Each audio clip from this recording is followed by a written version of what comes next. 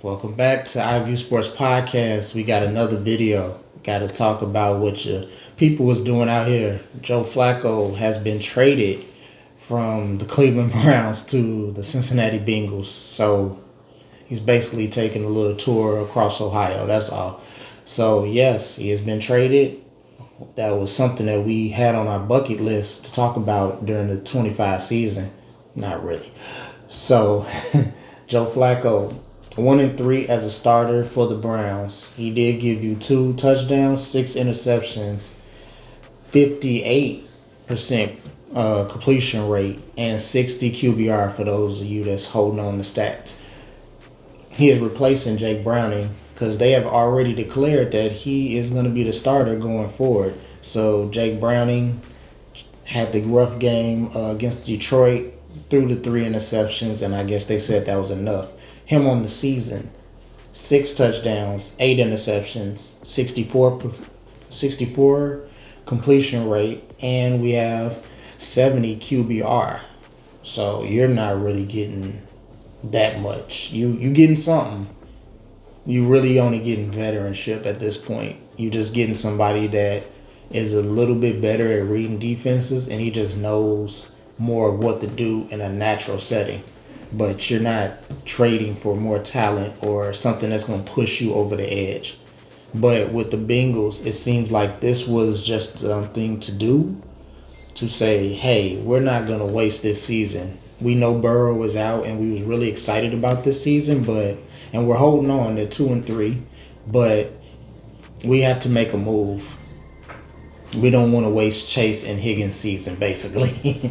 We just don't want to leave them out there like that. And the rest of the team, I'm sorry. It is a whole team, but based off of signing these guys to long-term deals this offseason, it was basically to play with Joe Burrow, not Joe Flacco.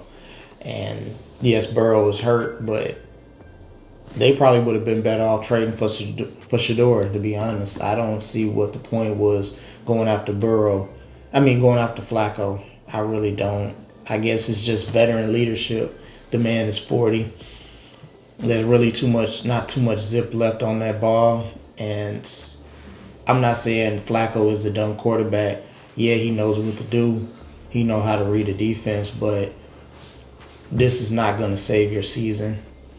This is just not a move. This is basically saying we had to do something because Browning is not giving us what we need, and we can't sit on our hands and hope that we last until Joe Burrow can possibly come back, or not at all. We just have to make it through this year without him.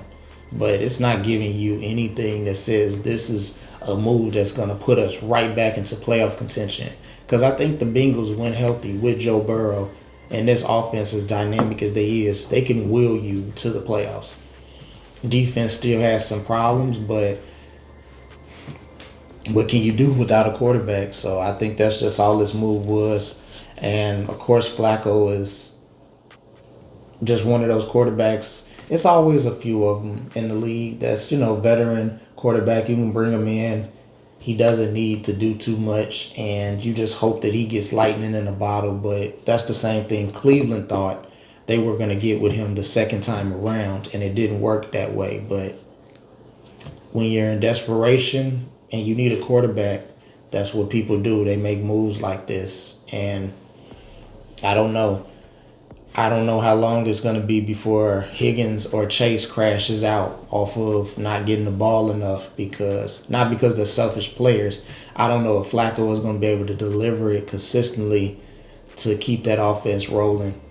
And it might just be what it is. This might be just a dead season. I know the Bengals don't want to admit that, but when you lose Burrow, that's not somebody you replace. You don't find that guy off the street.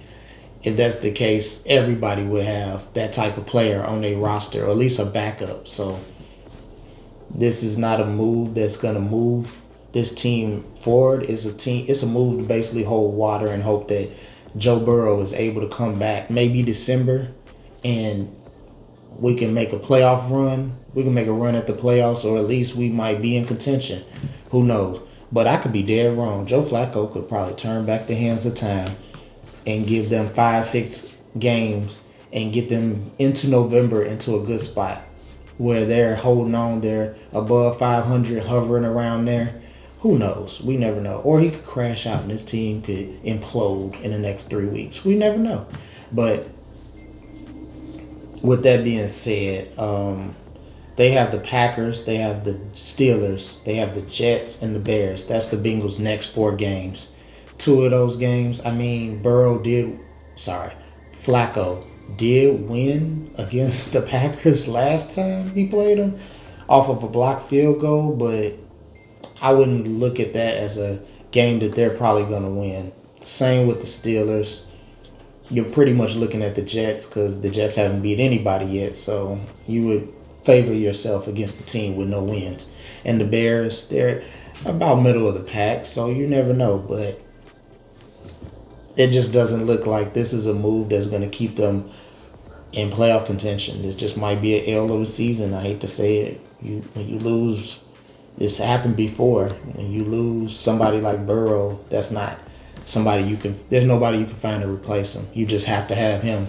That's just what it is. But we'll see. On the other side of that, Cleveland still won't name Shedeur Sanders the backup quarterback. I mean, who's going to be the backup if it's not Pickett? And Deshaun Watson is still on IR, and Bailey Zappi is on the practice squad. Who else would it be? I mean, Gabriel is starting, so it's got to be somebody. I mean, I know you got 1,000 quarterbacks, but if you're not naming anybody else, who would it be? I don't know what the lack of commitment is. I know they gave a whole spiel. Stefanski gave a whole spiel about making sure that players is ready, but he's the backup. I mean, just make him the reserve. You don't plan on starting him, at least at this point. So at least he would be able to get some of that practice with get some cohesiveness, and he's not just basically sitting on the bench wasted, and then you throw him out there in week 7 or 8, which is probably what might happen, and then he looks completely lost because he didn't get those reps with those guys. So try with the backup. Try him as a backup. What could it hurt? Let him have the title. You don't have anybody else. If you're not going to name anybody else, why not name him? Because you haven't named Pickett. So you ain't sure on him. And the other guy's on the practice squad. He's not even officially on the team. Got to name somebody. Got to have some quarterbacks. I mean, y'all brought 1,000 quarterbacks and you traded one. So got to pick somebody. Why not pick him? What could it hurt? But yeah. Anyways, that's all I got for y'all. I appreciate you guys watching, and hopefully Cleveland gets it together with their quarterback situation. I hope all these Ohio teams get their quarterback situation together because it's not looking good, but we'll see. I appreciate you guys for watching. I'm going to catch you on the next one.